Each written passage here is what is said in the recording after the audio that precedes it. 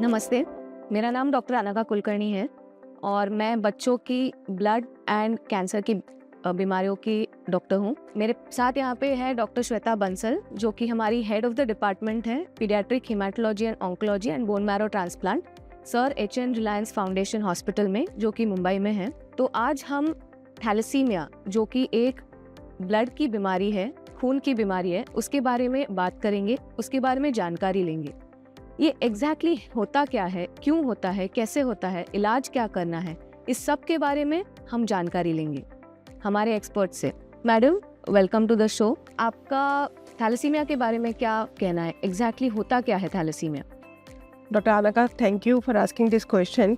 तो जैसे हम लोग थैलेसीमिया के बारे में आज बात करने वाले हैं, तो थैलेसीमिया की जो जानकारी हम लोग दे रहे हैं वो आपको ये बताने के लिए कि थैलेसीमिया होता क्या है।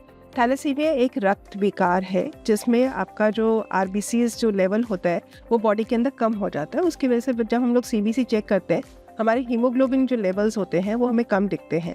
अगर हमारा हीमोग्लोबिन लेवल लेस देन 7 है, मतलब 7 से कम है, तो हमें चेक करना होता है। स्पेशली अगर फैमिली हिस्ट्री है ब्लड ट्रांसफ्यूजन की या फिर कुछ और तकलीफ है, तो उसमें हम लोग चेक करते हैं थ्रू HPLC कि क्या तकलीफ है बच्चे को और उसको थैलेसीमिया है या नहीं है।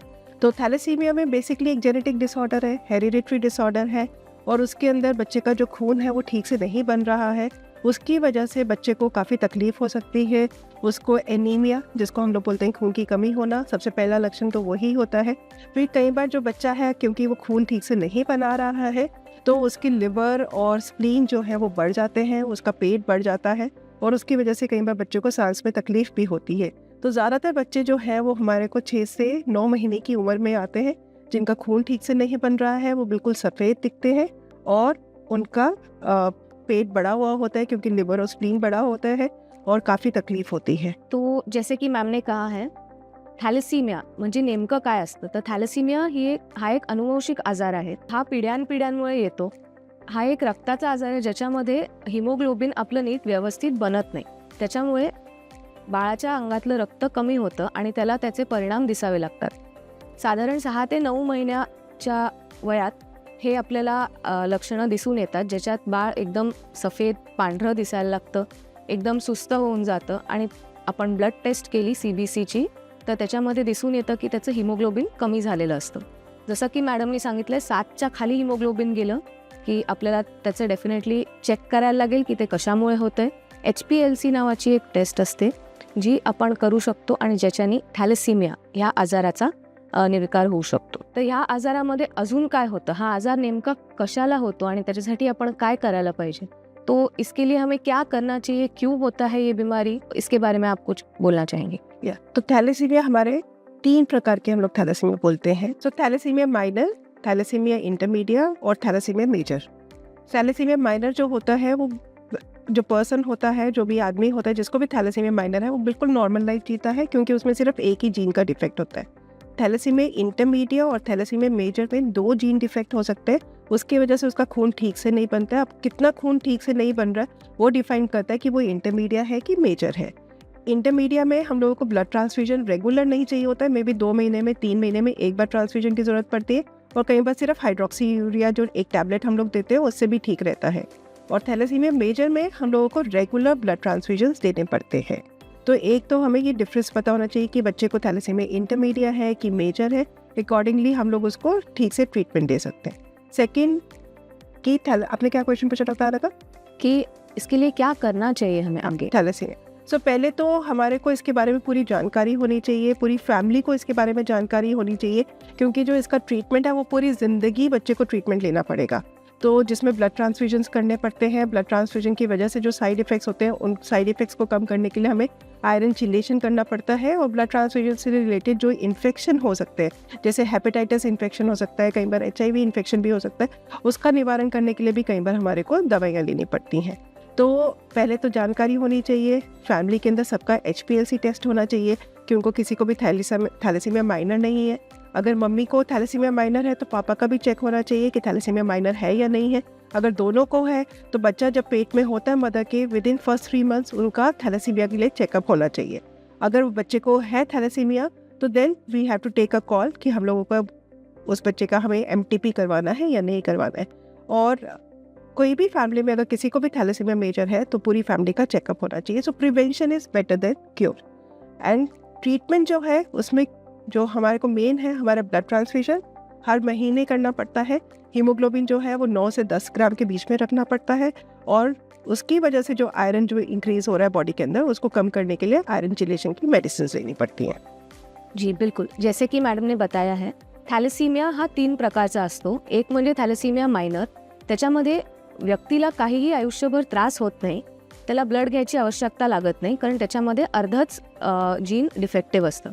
दुसरा प्रकार असतो इंटरमिडिया, ज्याच्यामध्ये 3 किंवा 4 महिन्यातनं एकदा रक्त द्यावं लागू शकतं, पण तो प्रमाण ते वाढू शकतं नंतर. आणि तिसरा म्हणजे मुख्य जो आजार आहे त्याला म्हणतात थॅलेसिमिया मेजर, म्हणजे ट्रान्सफ्युजन डिपेंडंट थॅलेसिमिया. म्हणजे त्याला आयुष्यभर रक्त द्यावं लागतं आपल्याला बाहेरनं, कारण त्याची स्वतःची बॉडी ते बनवू शकत नाही. तर रक्त हे आयुष्यभर घेतल्याने त्याचे काही दुष्परिणाम पण होऊ शकतात. जसं की सारखं सारखं रक्त दिल्याने रक्तामध्ये भरपूर लोह म्हणजे आयर्न असतं. तर हे जे लोह असतं रक्तामधलं ते जाऊन शरीरात निरनिराळ्या ठिकाणी जमा होऊ शकतं. त्याच्याने आपले वेगवेगळे अवयव जे असतात त्यांचं काम करणं कमी होऊ शकतं. तर हे जे शरीरामध्ये आयरन म्हणजे लोह जमा होतं ते कमी करण्यासाठी आपल्याला काही तोंडाने औषधं घ्यावी लागतात, ज्याला आपण आयर्न चिलेशन असं म्हणतो.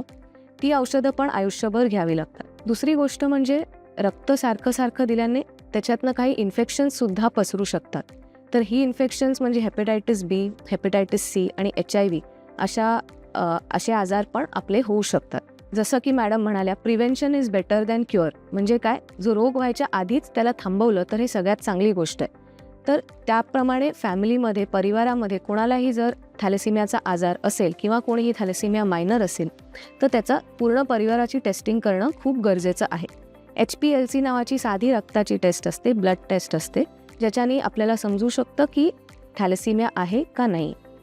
समजा आईला थॅलेसिमिया आहे तर वडिलांची टेस्ट जरूर केली पाहिजे. समजा आई वडील दोघांनाही थॅलेसिमिया आहे तर त्यांच्या मुलाला 25% चान्स असतो की तो थॅलेसिमिया मेजरसुद्धा होऊ शकतो. तर जेव्हा बाळ पोटामध्ये असतं तेव्हाच पहिल्या 3 महिन्यात आपण त्या होणाऱ्या बाळाची टेस्ट करू शकतो, ज्याच्याने समजू शकतं की ते होणारं बाळ थॅलेसिमिया असणार आहे का नसणार आहे. त्याप्रमाणे आपण त्याचा पुढे डिसिजन घेऊ शकतो की ती प्रेग्नन्सी पुढे ठेवायची आहे का MTP म्हणजे मेडिकल टर्मिनेशन ऑफ प्रेगनेंसी करायचं आहे. तर असा सगळा हा प्रकार आहे. तो मैडम मैं आपसे पूछना चाहूँगी, क्या अगर किसी बच्चे को थैलेसीमिया हुआ तो उसको पूरी ज़िंदगी भर खून ही लेते रहना पड़ेगा, कोई और इलाज नहीं है जिसके इतने सारे साइड इफ़ेक्ट्स हो? सो सबसे पहले बात है कि ब्लड ट्रांसफ्यूजन जो है वो उनका लाइफ सेविंग है. ब्लड ट्रांसफ्यूजन देना ही है, क्योंकि ब्लड का क्या काम होता है हमारी बॉडी के अंदर ऑक्सीजन को पहुंचाना डिफरेंट ऑर्गन्स का. अगर हम बच्चे का हीमोग्लोबिन 9 से 10 के बीच में नहीं रख रहे हैं तो इसका मतलब उसकी बॉडी के सारे ऑर्गन्स को ऑक्सीजन प्रॉपर्ली नहीं पहुंच रहा है. उसकी ग्रोथ, उसकी हाइट जो है वो इफेक्ट होगी, उसके बाकी ऑर्गन्स जो हैं वो भी डैमेज होंगे. इसलिए blood transfusion definitely is necessary. अब हम एक बार ब्लड ट्रांसफ्यूजन उसका एक्टिविटी शुरू करते हैं तो उसके बाद उसका हम लोग सोचते हैं कि आगे क्योर क्या करना है, क्योंकि पूरी ज़िंदगी ब्लड ट्रांसफ्यूजन लेना भी बहुत मुश्किल है. तो आजकल एक ट्रीटमेंट है जिसको हम लोग बोलते हैं बोन मैरो ट्रांसप्लांट.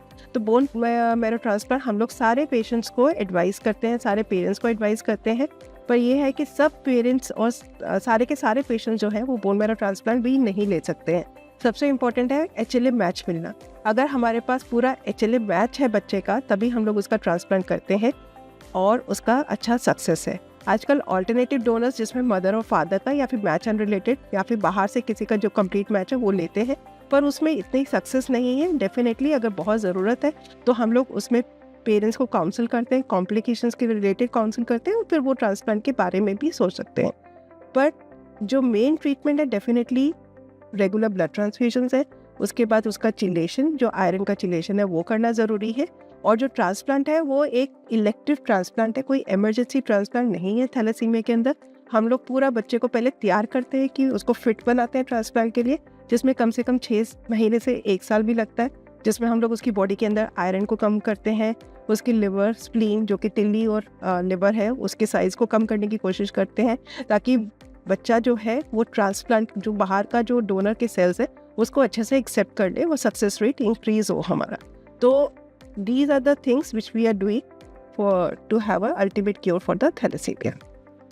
सो जसं की आपण ऐकलंय की थॅलेसिमियासाठी आयुष्यभर रक्त घेणं ह्याच्याशिवाय उपाय नाही, पण आता बोन मॅरो ट्रान्सप्लांट हा एक डेफिनेटिव्ह क्युअर आहे.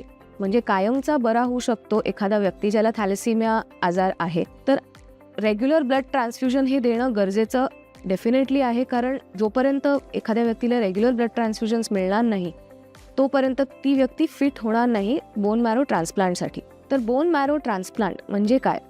बोन मॅरो ट्रान्सप्लांट म्हणजे एखादी दुसरी व्यक्ती ज्याचा बोन मॅरो चांगला आहे.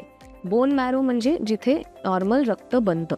तर पेशंटचं नॉर्मल रक्त नाही बनत, त्यामुळे आपल्याला एका दुसऱ्या व्यक्तीचं ज्याचं नॉर्मल रक्त बनतंय ते आपल्याला द्यावं लागतं. त्याला म्हणतात बोन मॅरो ट्रान्सप्लांट. तर ते बोन मॅरो ट्रान्सप्लांट करण्यासाठी आपल्याला एक योग्य डोनर शोधावा लागतो. तर योग्य डोनर शोधण्यासाठी आपल्याला HLA टायपिंग नावाचा एक तपास करावा लागतो. HLA टायपिंगमध्ये 10 गुण किंवा 12 गुण जुळवले जातात. त्याच्यातले जर व्यवस्थित मॅच झाले 10 पैकी 10 किंवा 12 पैकी 12 तर त्याला आपण मॅच डोनर म्हणतो. आणि मॅच डोनरचा ट्रान्सप्लांट केला तर त्याचे आउटकम्स म्हणजे सगळ्यात चांगले आहेत. अशा प्रकारे बोन मॅरो ट्रान्सप्लांट करून थॅलेसिमियाचा कायमचा उपाय आपण करू शकतो, ज्याच्याने थॅलेसिमियाला डेफिनेटिव्ह क्युअर आजच्या काळात अवेलेबल आहे. सो HLA टाइपिंग बद्दल अपन काय सांगू सकते? आप HLA टाइपिंग के बारे में क्या बताना चाहेंगे? सो HLA टाइपिंग जो होता है वो हम लोग मैच करते हैं, मतलब कि हम लोग जो जीन्स हैं, जो बच्चा है उसके हम लोग HLA टाइपिंग मतलब उसकी जेनेटिक टेस्टिंग भेजते हैं, जिसको HLA टाइपिंग बोलते हैं, वो हम लोग भेजते हैं। और उसके जो फैमिली मेम्बर्स हैं, मेनली हम लोग ब्रदर और सिस्टर को प्रेफर करते हैं, पेरेंट्स को हम लोग सेकंड लेवल पे चेक करते हैं। सो बच्चों का जो है 100% अपने भाई बहन के साथ मैच हो सकता है, पर पेरेंट्स के साथ उसका 50% ही मैच होगा। जहाँ पे मम्मी और पापा का शादी रिश्तेदारी में हुआ है, वहाँ पे हो सकता है कॉमन जीन पूल की वजह से हो सकता है सेम जीन जो है वो मैच करे और उसको 100% मैचिंग हो सकता है, पर डेफिनेटली चांसेस कम है एज कम्पेयर टू सिबलिंग। तो इसीलिए हम लोग हमेशा कोशिश करते हैं भाई और बहन का HLA टाइपिंग लेने का पहले और उसको मैचिंग के लिए भेजने के लिए। और अगर कंप्लीट मैच होता है तो फिर हम लोग हमारी तैयारी शुरू होती है बच्चे को तैयार करने में, जिसमें हम लोग उसका चिलेशन देखते हैं, उसका ब्लड ट्रांसफ्यूजन रेगुलर करते हैं, उसकी बॉडी के अंदर आयरन जितना कम हो सकता है वो कम करते हैं। अगर उसको हेपेटाइटिस रिलेटेड कुछ इन्फेक्शन है वो इन्फेक्शन का ट्रीटमेंट देते हैं, और उसके बाद हम लोग उसको ट्रांसप्लांट के लिए लेते हैं, जो वो कम्प्लीटली फिट हो जाता है। सो जसं की आपण ऐकलंय HLA टायपिंग हे फार गरजेचं आहे. त्याच्यामध्ये जे गुण मॅच केले जातात त्याच्यामध्ये सगळ्यात जास्तीत जास्त फुल मॅच म्हणजे 100% मॅच होण्याचा चान्स हा सख्ख्या बहिणी किंवा भावाबरोबर असतो. कारण प्रत्येक मुलाला अर्ध जेनेटिक मटेरियल आईकडनं मिळतं, अर्ध वडिलांकडनं मिळतं. सख्खी बहीण किंवा सख्खा भाऊ हे मॅच होण्याचा सगळ्यात जास्ती चान्स असतो.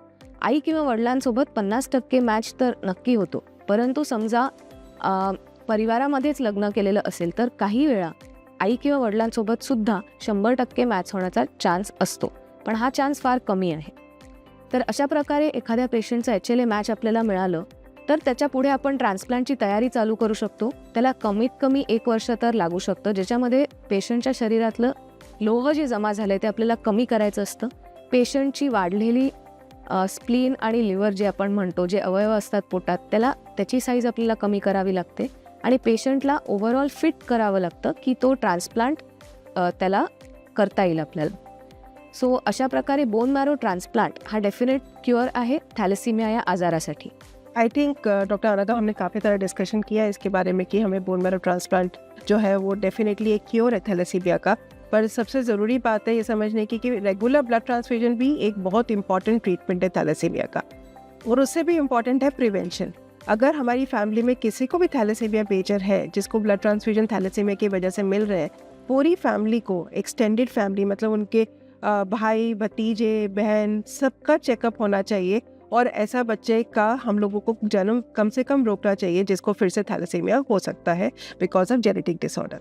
सो मेरा सिर्फ यही रिक्वेस्ट रहेगा कि हम लोगों को इसकी पूरी जानकारी होनी चाहिए, हमारी फैमिली को इसके बारे में पूरी जानकारी होनी चाहिए, क्योंकि बच्चे को बाद में बड़े होकर बहुत ज़्यादा तकलीफ देती है, और सबका ट्रांसप्लांट डेफिनेटली पॉसिबल नहीं है। हम लोग ऑलमोस्ट अगर 100 बच्चे होते हैं तो उसमें से 20 या 30 बच्चों का ही ट्रांसप्लांट कर सकते हैं, क्योंकि उनका ही डोनर अवेलेबल होता है, या फिर वो ही उस स्थिति में हो सकते हैं जिनके ट्रांसप्लांट के अंदर सक्सेस के रेट ज़्यादा होते हैं। तो बाकी बच्चों को सिर्फ ब्लड ट्रांसफ्यूजन पे ही रहना पड़ता है। तो इसलिए हमें ट्राई करना चाहिए कि हम लोग वो सिचुएशन ही अवॉइड करें जिसमें बच्चे को थैलेसीमिया मेजर की पॉसिबिलिटी हो फॅमिली के अंदर. Thank you.